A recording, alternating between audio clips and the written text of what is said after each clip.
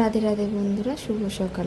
প্রায় 1 বছর হতে গেল আমি কোনো ভিডিও পোস্ট করিনি, কারণ এখন আমার একটা ছোট বাচ্চা আছে, তাকে সামলে উঠে ভিডিও দেওয়াটা আমার পক্ষে পসিবল হয় না।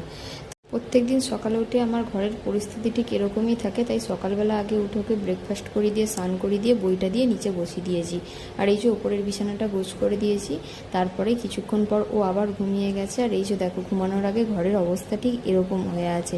এবার এই ঘর গোছ করা, স্নান করা, রান্না করা, ঠিক ও ঘুমাবে যতক্ষণ তার মধ্যেই আমাকে কমপ্লিট করে নিতে হবে। তাই তাড়াহুড়ো করে আমি এদিকে ঘরটা ঝাড় দিয়ে মুছে নিচ্ছি, আর ওইদিকে রান্নাও বসিয়ে দিয়েছি। ও ঘুমানোর মধ্যেই আমাকে এই সব কাজগুলো করে নিতে হবে, কারণ উঠে গেলে আর হবে না। কিছুক্ষণ পর কিন্তু আবার যেইকে সেই অবস্থা হয়ে যাবে, ছেলে উঠে পড়লেই ঘর আবার কিন্তু ঘেঁটে ঘ করে দেবে। তো এই যে যতক্ষণ ঘুমাচ্ছে ততক্ষণই আমার ঘরটা গোছানো থাকে। তাও ছোট ছেলে নিয়ে ঘর তো পরিষ্কার রাখতেই হবে।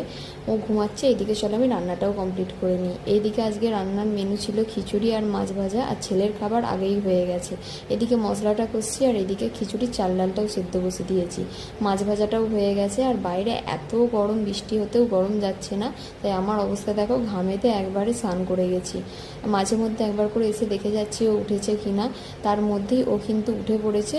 এই যে ওকে দুপুরের খাবারটা খাওয়াতে বসে পড়েছি।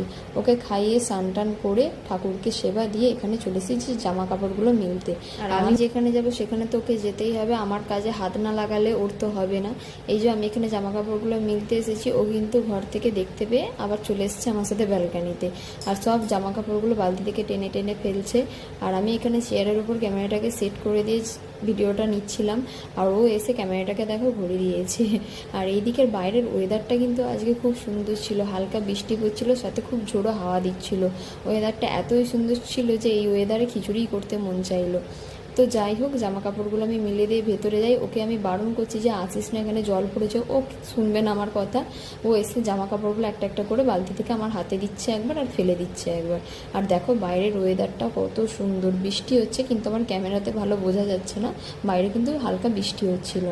তারপর এই যে সন্ধ্যেবেলা একটু ছাদে এসেছিলাম।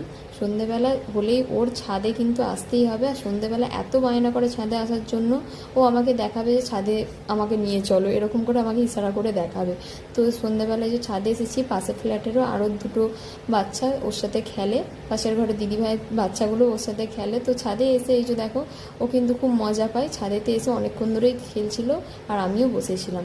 তারপর ছাদ থেকে নেমে এসে ওকে ডিনার করে দিয়ে আমি চলে এসেছি আমাদের রাত্রের ডিনারটা বানাতে।